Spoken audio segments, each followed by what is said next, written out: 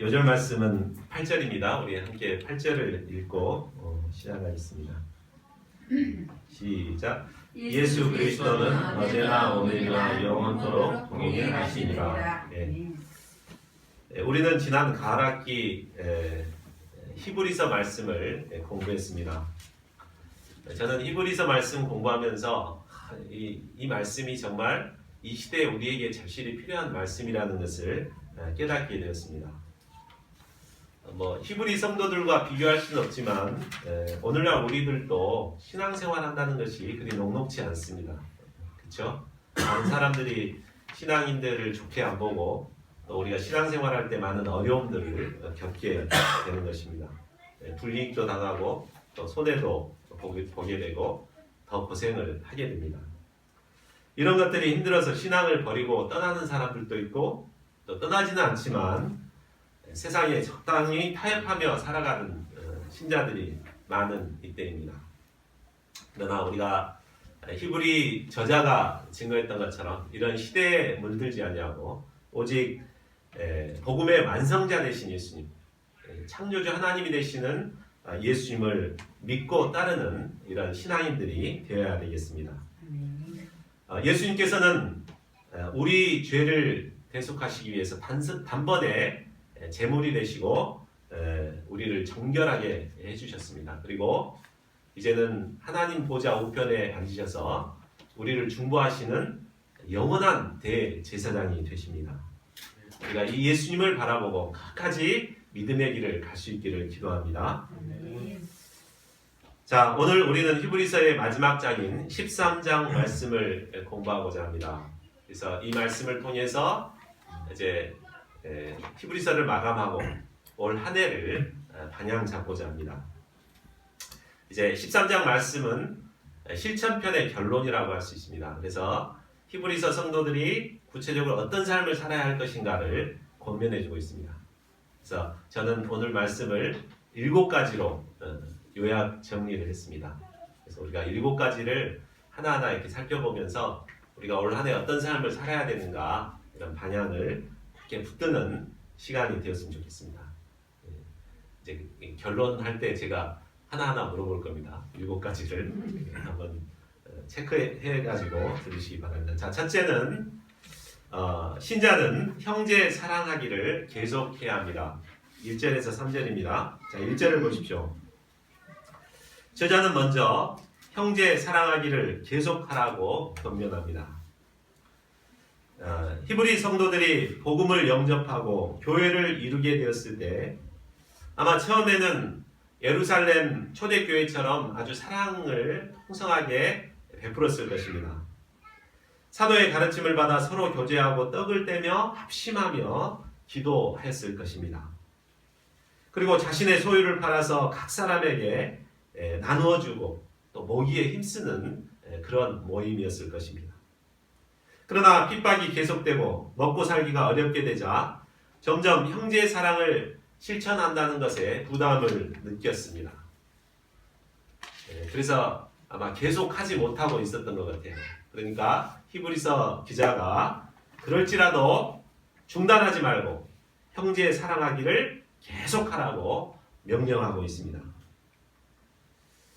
자, 그러면 그들이 계속해서 사랑해야 할 형제는 구체적으로 어떤 자들입니까? 저자는 2절과 3절에서 우리가 계속해서 사랑해야 할 형제들이 누구인가를 말하고 있습니다. 2절을 보십시오.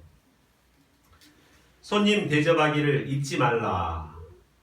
자, 여기서 손님은 나그네로서 당신은 순회 전도자들이나 또 핍박을 받아 삶의 터전을 잃고 떠돌아다니는 신앙인들을 의미합니다. 복음 역사를 섬기다 갈 곳이 없이 떠도는 자들을 정말 상처받은 자들이잖아요. 이런 자들을 따뜻하게 영접하고 대접하는 것이 바로 형제 사랑을 실천하는 것입니다. 우리가 누군가의 집에 손님으로 방문하게 되면 자연스럽게 주인의 눈치를 보게 됩니다. 만일 주인이 조금이라도 눈치를 주거나 부담스러워하면 얼마나 불편합니까? 쉼이 없죠. 그러므로 손님을 접대하는 사람은 손님이 부담 갖지 않도록 대접을 확진히 해야 하는 것입니다. 저는 이제 우리 스텝 목자가 되기 전에 인턴 훈련을 미국에서 6개월 동안 받았거든요.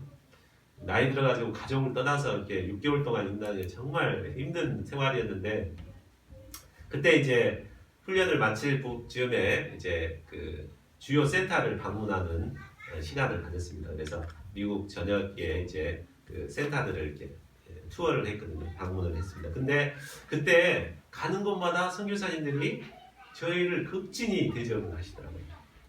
선교사님들은 개척 역사도 섬길 뿐만 아니라 직장 생활이 있잖아요. 자기 직장 생활이 있고 개척 역사도 섬겨야 되고 양들도 섬겨야 되고 할 일이 정말 많은데, 우리가 오니까 휴가를 내서 이렇게 우리를 섬겨주시는 분도 있고, 자기 집 안방을 이렇게 내주면서 우리를 쉬게 하고 그렇게 극진히 이렇게 섬겨주신 것을 받았습니다.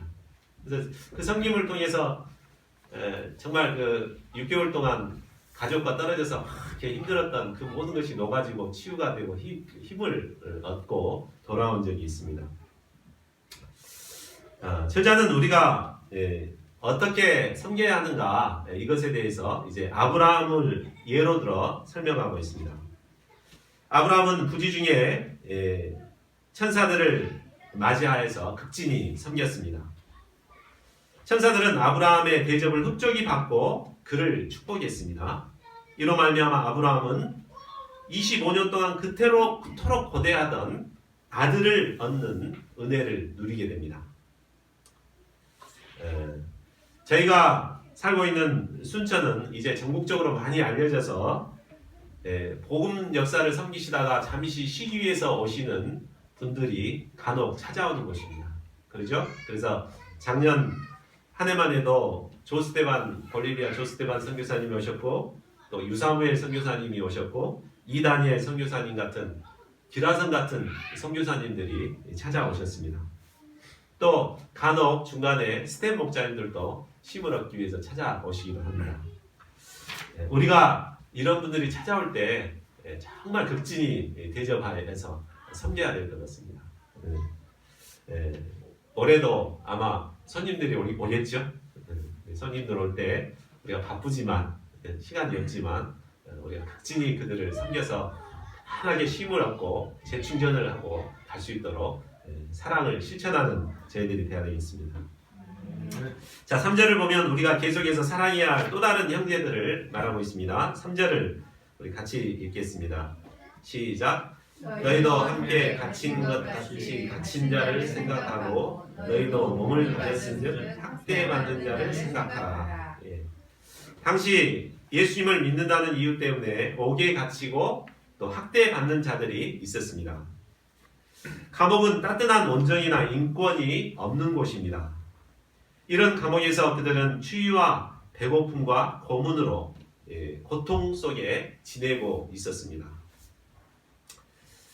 그런데 우리는 내 몸이 편하고 문제가 없으면 이런 갇히고 학대받는 자들을 잊어버리기 쉽습니다. 물론 그 소식을 들으면 참 안 됐다, 아유 왜 그랬을까, 참 안 됐네요, 이렇게 생각하지만 내가 이렇게 일단은 불편하지 않으니까 그렇게 심각성을 깨닫지 못합니다. 그런데 저자는 뭐라고 말합니까? 너희도 함께 갇힌 것 같이 그들을 생각하라고 말하고 있습니다. 나는 지금 편한 곳에 있지만 그들과 같이 함께 갇혀 있는 것처럼, 그들과 같이 학대받는 것처럼 그들을 생각하고 그들을 돌보라는 것입니다. 그러니까 내가 그 입장이 돼서 그와 공감하고 정말 그들의 필요가 무엇인가를 알고 그들의 필요를 공급해주고 채워주고, 이것이 바로 사랑을 구체적으로 실천하는 것이라는 말입니다. 가끔 찾아오는 손님이나 이처럼 갇힌 자나 학대받는 자들은 우리가 희생해서 베풀어줘도 다시 돌려받기가 어려운 사람들입니다. 어쩌다 한두 번 이런 사람들을 사랑할 수는 있습니다. 그런데 계속해서 사랑한다는 것은 어렵습니다. 물론 은혜가 있거나 또 넉넉하고 풍요로울 때는 얼마든지 사랑할 수 있습니다. 그러나 물질적으로 또 시간적으로 여유가 없는 현대인들은 자기 일에 매여서 남을 돌아볼 겨를이 없는 것 같습니다. 그러나 성경은 그럼에도 불구하고 형제 사랑을 계속하라고 명령하고 있습니다. 왜 그래야 합니까?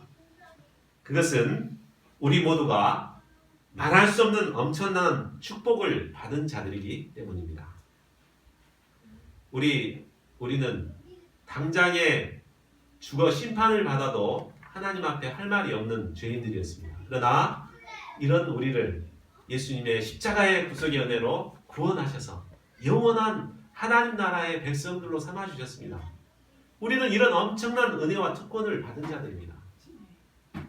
이런 축복을 우리가 받기만 하고 흘려보내지 않으면 어떻게 됩니까?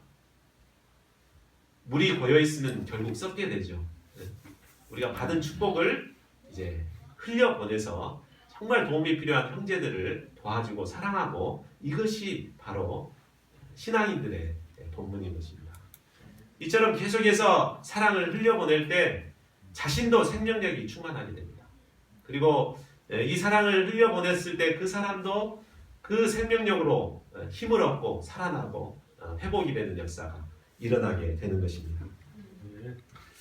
새해 저희 모두가 하나님께 받은 축복을 계속해서 흘려보내므로 생명력 넘치는 삶을 살아갈 수 있기를 기도합니다. 자, 둘째는 결혼을 귀히 여기고 더럽히지 말아야 합니다. 4절을 보십시오. 모든 사람은 결혼을 귀히 여기고 침소를 더럽히지 않게 하라. 음행하는 자들과 간음하는 자들을 하나님이 심판하시리라. 결혼은 하나님이 제정하신 거룩한 것입니다. 때문에 당연히 신자들도 귀히 여겨야 하지만, 여기 뭐라 그랬습니까? 모든 사람이 다 귀히 여겨야 하는 것입니다. 그러나 당시 이방 문화는 음란을 상품화하여서 노골적으로 음란을 즐기는 분위기였습니다. 그래서 가정이 여러 부인을 두고 가정이 파탄나는 이런 일들이 많았습니다. 오늘날 이 시대도 이런 음란한 시대인 것 같습니다. 얼마 전 우리나라는 헌법재판소에서 간통죄를 폐지시켜버렸습니다. 사람들은 정욕을 죄로 생각하지 않습니다. 그래서 가정을 가진 사람이 남사친, 여사친, 남자 사람 친구, 여자 사람 친구라 그러더라고요. 그런 애인들을 두고 다니는 것을 전혀 부끄러워하지 않습니다. 또한 얼마 전에는 결혼해서 3명의 자녀를 둔 우리나라 3대 재벌기업의 회장이 젊은 여자와 외도한 것을 전혀 부끄러워하지 않고 언론에 공개했습니다. 참 이런 시대의 분위기 때문에 많은 사람들이 결혼의 거룩함을 지키지 못하고 더럽히고 있는 것 같습니다. 그러나 아무리 시대가 음란하다 할지라도 우리는 하나님께서 만드신 결혼과 가정을 거룩하고 귀하게 여겨야 합니다. 또 거룩한 결혼을 더럽히는 모든 음행도 물리쳐야겠습니다. 그렇지 않으면 어떻게 됩니까? 장차 거룩하신 하나님께서는 음란을 행하는 자들이나 간음을 행하는 자들을 무섭게 심판하실 것입니다. 잠시 이 땅에서 쾌락의 낙을 즐겼던 자들은 하나님의 심판으로 인해 영원한 지옥의 고통을 맛보게 될 것입니다. 그러므로 우리는 어찌하든지 음란한 이 시대의 죄악을 물리치고 하나님이 세우신 아름다운 가정을 지켜나가는 자들이 될 수 있기를 간절히 기도합니다. 자, 셋째로 돈을 사랑하지 말아야 합니다. 5절과 6절입니다. 자, 5절을 보십시오. 5절 같이 읽어볼까요? 자, 시작. 돈을 사랑하지 말고 있는 바를 족한 줄로 알라. 그가 친히 말씀하시기를 내가 결코 너희를 버리지 아니하고 너희를 떠나지 아니하리라 하셨느니라. 돈이 꼭 나쁜 것만은 아니죠. 그렇죠? 우리는 돈이 있어야 먹고 살 수가 있고, 돈이 있어야 형제 사랑을 실천할 수가 있고, 돈이 있어야 헌금도 할 수 있고 그러잖아요. 돈이 있어야 구제도 할 수 있습니다. 그런데 이제 돈이 없으면 못할 게 없다. 물질 만능주의 시대에는 돈이면 다 되는 이런 시대입니다. 그래서 돈이 있으면 성령에서 예뻐질 수도 있고, 돈이 있으면 좋은 집, 좋은 자녀들, 좋은 교육을 할 수도 있고, 그렇게 할 수가 있죠. 또 사람들은 돈이 많은 사람들을 돈이 많다 그러면은 어디든지 환영하고 돈 많은 사람들을 무시하지 않습니다. 그렇기 때문에 많은 사람들이 이 돈을 사랑하고 돈에 얽매이기를 잘하는 것 같습니다. 그런데 성경은 뭐라고 말합니까? 돈을 사랑한다는 것은 모든 악의 뿌리가 되기 때문에 사랑하지 말도록 권면하고 있습니다. 우리 디모데전서 6장 9절과 10절을 보겠습니다. 여기 보면 돈을 사랑함이 일만 악의 뿌리가 되나니라고 했습니다. 돈을 사랑하게 되면 그것으로 시작해서 모든 악이 시작됩니다. 돈을 사랑하면 하나님을 사랑할 수가 없게 됩니다. 돈을 의지하면 믿음의 삶을 살지 못하고 결국 사명을 떠나 돈의 노예가 되어버립니다. 결국 돈으로 말미암아 시험과 올무와 여러 가지 어리석고 해로운 욕심에 떨어지게 됩니다. 그래서 결국 파멸과 멸망에 빠지게 된다고 경고하고 있습니다. 자, 그러면 우리가 어떻게 물질 만능주의 시대에 돈을 사랑하지 않을 수가 있을까요? 자, 그것은 먼저 있는 바를 족한 줄로 아는 자족하는 마음을 갖는 것입니다. 자, 5절을 다시 보겠습니다. 자, 여기서 있는 바란 자신이 원하는 만큼은 물질이 아닌 것을 알 수 있죠. 있는 것에 만족하는 사람은 별로 없죠.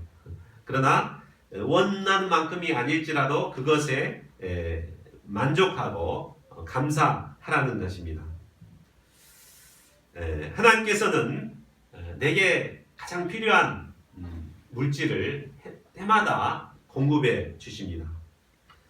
때문에 우리는 월급이 쥐꼬리만큼 작다고 할지라도, 양에 차지 않는다고 할지라도 참 부족하다고 생각하기보다는 정말 하나님께서 나에게 정말 필요한 것을 주셨다 생각하고 감사하는 마음을 가져야겠습니다. 마른 떡 한 조각으로도 감사할 수가 있어야겠습니다. 이런 자족하는 마음만이 돈을 사랑하는 마음을 물리칠 수가 있습니다. 자, 그런데 이런 자족하는 마음만으로는 부족합니다. 5절 하반절과 6절을 보십시오. 그가 친히 말씀하시기를 내가 결코 너희를 버리지 아니하고 너희를 떠나지 아니하리라 하셨느니라. 그러므로 우리가 담대히 말하되 주는 나를 돕는 이시니 내가 무서워하지 아니하겠노라. 사람이 내게 어찌하리요 하노라. 바로 하나님께서 나와 함께 하심으로 나의 모든 필요를 도와주신다는 그런 믿음을 갖는 것이 중요합니다. 하나님께서는 우리의 아버지가 되십니다. 하나님 아버지가 자녀에게 필요한 것이 있다면 먼저 고민하고 그 필요를 채워주시는 분이 바로 아버지죠. 그런데 우리에게 정말 필요하다면 하나님께서 알아서 공급해 주실 것을 우리가 믿어야겠습니다. 이러한 믿음이 있을 때 우리는 비록 궁핍한 가운데에서도 자족할 수가 있는 것입니다. 만일 우리 자녀인 하원이가 올해 누리과정 예산이 안 잡혔다. 그래서 유치원 가면 과연 할 수 있겠는가 막 이런 고민을 한다고 생각해 보세요. 걱정하고 한다고 해보세요. 부모가 생각하면 참 기가 차죠. 근데 사실 우리가 이런 삶을 살고 있지 않는가. 하나님께서는 다 축복을 예비하시고 우리에게 공급하고자 준비하고 있는데 우리가 미리 걱정하고 염려하고 이렇게 한다고 하면 하나님이 얼마나 답답하시겠습니까? 저희 모두가 우리와 함께 하심으로 모든 것을 도우시는 하나님께 대한 믿음을 가져야겠습니다. 그리하여 돈을 사랑하는 이런 물질적인 시대를 이기고 믿음으로 살아가는 자들이 될 수 있기를 기도합니다. 자, 넷째로 우리를 인도하는 목자를 본받고 공경해야 합니다. 7절과 17절 말씀입니다. 17절을 보십시오. 하나님의 말씀을 너희에게 일러주고 너희를 인도하는 자들을 생각하며, 여기서 너희를 인도하는 자들은 바로 이 앞에 11장에서 증거했던 믿음의 선진들을 의미합니다. 이미 이 땅에는 없는 과거형으로 쓰여있잖아요. 자, 믿음의 선진들은 이기적이고 물질적인 세상에서 오직 믿음으로 살면서 형제 사랑을 실천했던 분들입니다. 그리고 자신을 희생해가며 축복을 나누어주는 삶을 살았습니다. 그러므로 우리는 이런 선진들의 삶의 발자취와 행실의 결말을 주의하여 보고 그들의 믿음을 본받아서 살아야 합니다. 믿음의 선진들은 오직 하나님 나라를 소망하며 이 땅에서 나그네와 같은 삶을 살았습니다. 그리스도를 위하여 받는 모든 수모를 애굽의 모든 보화보다 더 큰 재물로 여기며 살았습니다. 심지어 순교의 고난까지도 기쁨으로 감당한 분들이었습니다. 우리는 믿음이 없는 이 세상을 바라보지 말고 우리에게 말씀을 주고 우리를 믿음으로 인도했던 이런 믿음의 선진들을 바라봐야겠습니다. 그리고 선진들의 삶을 본받아 우리도 그의 자취를 따르는 삶을 살아가야겠습니다. 또한 우리는 이미 돌아가신 믿음의 선배들을 본받을 뿐만 아니라 현재 우리를 인도하는 목자들도 신뢰하고 순종하는 삶을 살아야겠습니다. 17절을 보십시오. 여기에 나오는 너희를 인도하는 자들은 현재 실제 삶에서 우리의 영적인 삶을 인도하는 목자들을 말합니다. 신앙생활을 하는 사람이라면 누구나 인도자, 목자가 있습니다. 저도 스텝 목자지만 저를 인도하는 목자가 있죠. 대표이신 김다희 목자님, 또 산부 목자님, 박다희 목자님, 이렇게 저를 인도하는 목자가 있습니다. 우리를 인도하는 목자에게 순종하고 복종하라고 권면합니다. 왜 그래야 합니까? 그래야 그 목자가 즐거움으로 신이 나서 우리를 더 잘 인도할 수 있기 때문입니다. 그러나 만일 우리가 목자의 말을 듣지 않고 불순종함으로 그를 근심하게 만들면 어떻게 됩니까? 목자를 근심하게 만들면 목자가 말씀을 제대로 은혜스럽게 가르칠 수가 없을 것입니다. 그렇게 되면 나도 정말 그 말씀이 아무리 은혜스럽게 전해도 전혀 은혜를 받을 수가 없습니다. 결국 순종하지 않는 자는 결국 자기 자신에게 유익을 얻을 수가 없게 된다는 것입니다. 그러므로 우리는 나의 유익을 위해서라도 우리를 인도하는 자들을 공경하는 자들이 되어야겠습니다. 자, 반면 양들을 인도하는 목자들은 어떤 자세로 양들을 섬겨야 하는가를 배울 수 있습니다. 우리 17절 중반부를 보십시오. 그들은 너희 영혼을 위하여 경성하기를 자기들이 청산할 자인 것 같이 하느니라. 자, 목자는 양들의 영혼을 위하는 자들입니다. 그러므로 목자는 어떻게 하면 양들의 영혼을 유익하게 할 것인가를 고민하고 기도해야 합니다. 또한 양들의 문제가 발견되면 정죄하고 판단할 것이 아니라 자신이 청산해야 할 문제로 여기고 그걸 가지고 하나님 앞에 나아가 투쟁해야 합니다. 이스라엘 백성들이 금송아지를 만드는 우상 숭배의 죄를 범했을 때 그들을 인도했던 목자가 바로 모세죠. 모세의 기도를 보면 그는 자신의 생명을 내놓고 기도한 것을 볼 수 있습니다. 출애굽기 32장 32절을 보겠습니다. 여기 보면 그는 기도하면서 이스라엘 백성들의 죄를 사해 주지 않으려면 자신을 생명책에서 지워버려달라고 기도하고 있습니다. 지금 이스라엘 백성들은 그렇게 우상 숭배하지 말라고 가르쳤는데도 금송아지 만들어 놓는 우상 숭배를 했던 자들이에요. 얼마나 꼴보기 싫겠습니까? 근데 그들을 위해서 자신의 생명을 걸고 지금 기도하고 있잖아요. 그러니까 목자들은 양들의 문제가 발견되면 정지하고 판단할 것이 아니라 그들의 문제를 내 문제로 알고 하나님 앞에 나가 기도해야 한다는 것입니다. 이것이 바로 목자의 자세입니다. 저를 비롯한 목자님들은 양들의 문제를 내 문제로 여기고 하나님께 나가 간절한 심령으로 돕는 이런 참된 목자들이 될 수 있기를 기도합니다. 자, 이처럼 목자는 양들의 문제를 자신의 문제로 여기고 또 양들은 목자를 신뢰하고 순종하고 따르고 참 얼마나 아름답습니까? 저희 교회가 이런 아름다운 목자와 양과의 아름다운 관계를 맺어가는 2016년이 될 수 있기를 간절히 기도합니다. 자, 다섯째는 다른 교훈에 끌리지 말아야 합니다. 9절 말씀입니다. 9절을 보십시오. 여러 가지 다른 교훈에 끌리지 말라. 복음의 씨앗이 뿌려진 곳에는 반드시 복음의 원수들이 뿌려놓은 다른 복음들이 함께 뿌려지게 됩니다. 그러므로 복음을 영접한 신자들은 복음을 대적하는 이런 다른 교훈에 끌리지 말아야 합니다. 특히 유대인들에게는 구약의 율법에서 금한 음식에 대한 교훈들이 있었습니다.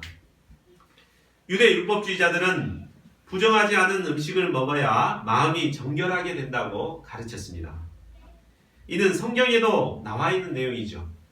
그리고 구약의 율법을 공부하고 그동안 지켜왔던 히브리인들로서는 굉장히 끌리는 교훈이었습니다. 그러나 예수님께서는 어떻게 복음서에서 우리를 가르치십니까? 입으로 들어가는 음식이 사람을 깨끗하게 하지 못한다고 가르치셨습니다. 마음은 오직 은혜로서만 굳게 할 수 있습니다. 음식이 아닌 하나님께서 주신 은혜의 기초에서 오직 마음을 굳게 할 수가 있는 것입니다. 이런 자가 아름답습니다. 예수 그리스도의 은혜만이 인간의 영혼을 치료하고 회복하게 하고 강하게 합니다. 그러므로 우리는 다른 헛된 교훈에 끌리지 말고 예수님께서 주시는 은혜로 마음을 굳게 하는 자들이 되어야겠습니다. 오늘날 신천지 이단을 비롯한 여러 이단들과 또 다른 교훈들을 들고 신자들을 유혹하는 자들이 참으로 많습니다. 이들은 성경을 근거로 신자들을 유혹하기 때문에 많은 신자들이 이단으로 끌려가고 있습니다. 그러나 우리는 예수님이 주시는 은혜를 굳게 붙드는 가운데 마음을 굳게 함으로 이런 다른 교훈에 끌리지 않는 자들이 되어야겠습니다. 자, 여섯째로 예수님을 따라 영문 밖으로 나아가야 합니다. 10절에서 14절입니다. 이제 저자는 예수님께서 우리에게 베푸신 은혜를 증거하기 위해 구약의 속죄 제물을 설명하고자 합니다. 우리 10절과 11절을 보십시오. 구약의 대속죄일에 장막 곧 성소에서 섬기는 제사장들은 그 제단에서 먹을 권한이 없습니다. 그 이유는 바로 속죄제로 쓰이는 제물로부터 요구되는 것은 오직 피만 필요했고 그 피는 대제사장이 받아서 성소로 가지고 들어가고 그 짐승은 영문 밖으로 가지고 가가지고 모든 것을 거기서 불태워서 없애버려야 됩니다.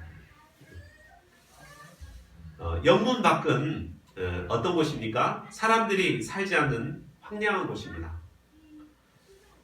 속죄 제물은 곧 우리의 죄를 대속하시기 위해 죽음을 당하신 예수님을 예표하고 있습니다. 예수님께서는 우리의 인생들의 모든 죄를 대속하시기 위해서 영문 밖, 곧 해골이라 불리던 골고다 언덕에서 당시 저주의 상징이었던 십자가에 달려 죽음을 당하셨습니다. 우리 12, 13절을 함께 읽겠습니다. 시작. 그러므로 예수도 자기 피로써 백성을 거룩하게 하려고 성문 밖으로 고난을 받으셨느니라. 그런즉 우리도 그의 치욕을 짊어지고 영문 밖으로 그에게 나아가자. 예수님은 친히 속죄 제물이 되셔서 예루살렘 성문 밖에서 고난을 받으셨습니다. 골고다 언덕 십자가에 자신의 모든 생명과 육체를 불살라서 하나님께 드렸습니다. 이로 말미암아 우리는 값없이 속죄의 은혜를 누리게 된 것입니다.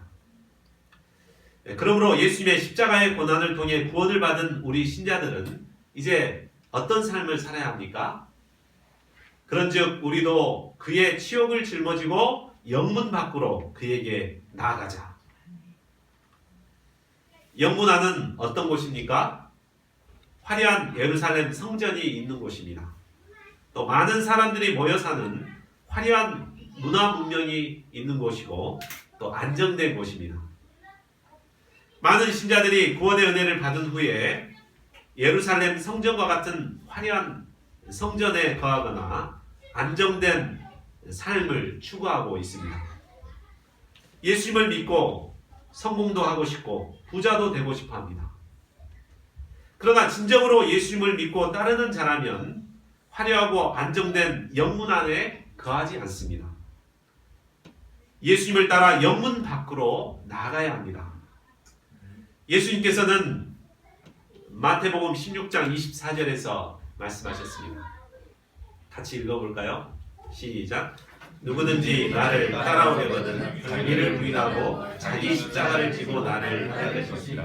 마태복음 7장 13, 14절로 읽어보겠습니다. 좁은 문으로 들어가라. 멸망으로 인도하는 문은 크고 그 길이 넓어 그리로 들어가는 자가 많고 생명으로 인도하는 문은 좁고 길이 협착하여 찾는 자가 적음이라. 영문 밖으로 예수님께 나아가는 삶은 바로 자기를 부인하고 자기 십자가를 지는 삶입니다. 영문 밖으로 예수님께 나아가는 삶은 좁은 문으로 들어가는 삶, 좁고 협착한 길을 가는 삶입니다. 이 길은 좁고 협착하여 찾는 이가 적지만 이 길만이 영원한 생명에 이르는 생명의 길입니다. 저희 모두가 예수님을 따라 영문 밖으로 나아감으로 생명을 얻는 자들이 될 수 있기를 기도합니다. 14절을 보십시오. 신자는 이 땅에 소망을 두는 자가 아닙니다. 이 땅에는 우리가 거할 영구한 보석이 없습니다. 우리 신앙인들이 바라는 것은 장차 우리에게 주어질 영원한 보석입니다. 그러면 영원한 보석을 바라며 이 땅에서 살아가는 신자들은 구체적으로 어떤 삶을 살아야 할까요? 자, 7째로 하나님이 기뻐 받으시는 제사를 드려야 합니다. 여기서 제사는 예배죠. 하나님이 기뻐하시는 예배를 드리는 자들이 되어야 됩니다. 15, 16절을 보십시오. 히브리서 기자는 장차 올 영원한 보석을 바라며 살아가는 신앙인들이 실제 삶에서 어떤 삶을 살아야 되는가 이 첫 번째로 말하고 있는데 찬송의 제사를 드려야 한다고 말하고 있습니다. 이 말은 찬양을 잘 불러야 한다는 말이 아닙니다. 입술로 하나님을 찬양하고 하나님께 영광 돌리는 삶을 살아야 한다는 것입니다.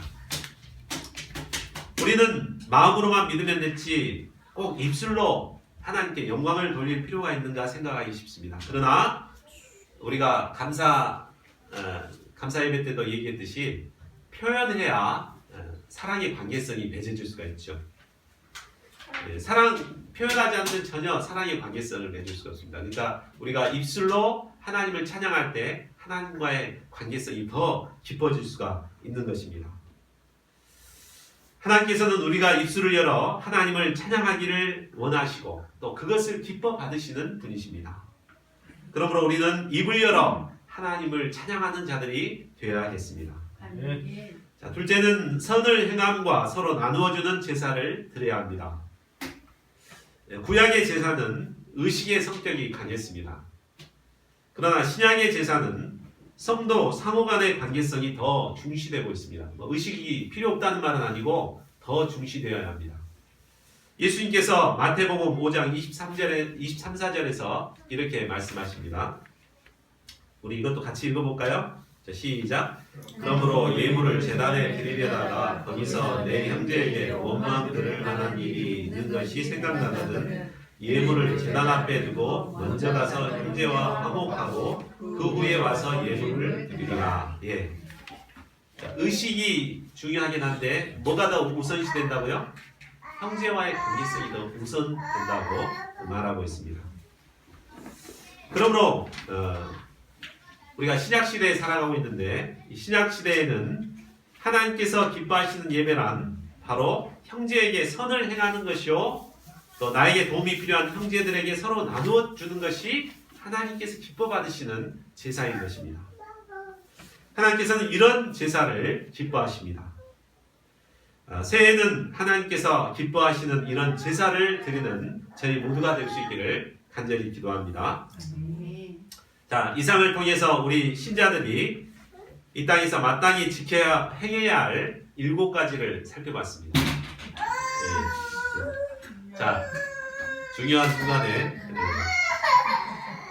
자, 복습하는 의미에서 한번 살펴볼까요? 7가지가 뭔가? 자, 첫 번째, 형제 사랑하기를 계속해야 합니다. 두 번째, 결혼을 귀히 여기고 더럽히지 말아야 한다. 세 번째, 돈을 사랑하지 말아야 한다. 네 번째, 인도하는 목자를 본받고 존경해야 한다. 다섯 번째, 다른 교훈에 끌리지 말아야 한다. 여섯 번째, 예수님을 따라 영문 밖으로 나아가야 한다. 일곱, 하나님이 기뻐 받으시는 제사를 드려야 한다. 자, 이 7가지 보고 자신한테 한번 봐보십시오. 제가 자신 있게 지금 하고 있는 게 과연 몇 가지인가? 결혼을 귀히 여기고 더럽히지 않는 것은 잘하고 있는데 또 다른 교훈에 끌리지 않는 것은 잘하고 있는 것 같은데 나머지는 자신이 없죠, 솔직히. 참, 우리는 이처럼 연약한 것 같습니다. 마땅히 행해야 되는데 행하지 못하고 살아가는 저희들입니다. 참, 올 한 해가 시작됐지만 과연 이 하나님이 기뻐하시는 이런 신자들의 삶을 과연 우리가 살 수 있을까 염려가 되기도 합니다. 그러나 우리는 연약하지만 예수님이 우리와 함께 하시기 때문에 능히 감당할 수 있습니다. 왜냐하면 예수님은 어제나 오늘이나 영원토록 동일하신 분이시면서 우리와 함께 하시기 때문입니다. 자, 우리 8절 말씀을 요절인데 같이 읽어보겠습니다. 시작. 예수 그리스도는 어제나 오늘이나 영원토록 동일하시니라. 예수님은 과거 성경 속에만 살아서 역사하시는 분이 아니십니다. 오늘 현재도 살아서 우리와 함께 역사하시는 분이십니다. 이 예수님께서는 올 한 해 우리와 함께 하셔서 우리에게 도움을 주시고 우리의 필요를 채워주시고 우리와 함께 하실 것입니다. 때문에 우리는 연약함에도 불구하고 하나님께서 기뻐하시는 신앙인의 삶을 살아갈 수 있는 것입니다. 다만 문제는 우리가 이 예수님을 믿지 못하는 것이 문제인 것입니다. 자신의 연약함만 바라보고 현실의 어려움만을 바라보기 때문입니다. 올 한 해 우리 앞에 어떤 어려움이 있을지 알 수 없습니다. 그러나 우리가 어제나 오늘이나 영원토록 동일하신 예수님을 바라볼 때 우리는 이 현재의 어려움을 이기고 하나님이 기뻐하시는 신앙인의 삶을 살아갈 수가 있는 것입니다. 저희 모두가 영원토록 동일하신 이 예수님을 의지함으로 올 한 해 하나님께 영광 돌리는 영향력 있는 신앙인들이 될 수 있기를 간절히 기도합니다. 이 시간 함께 기도하는 시간을 갖겠습니다.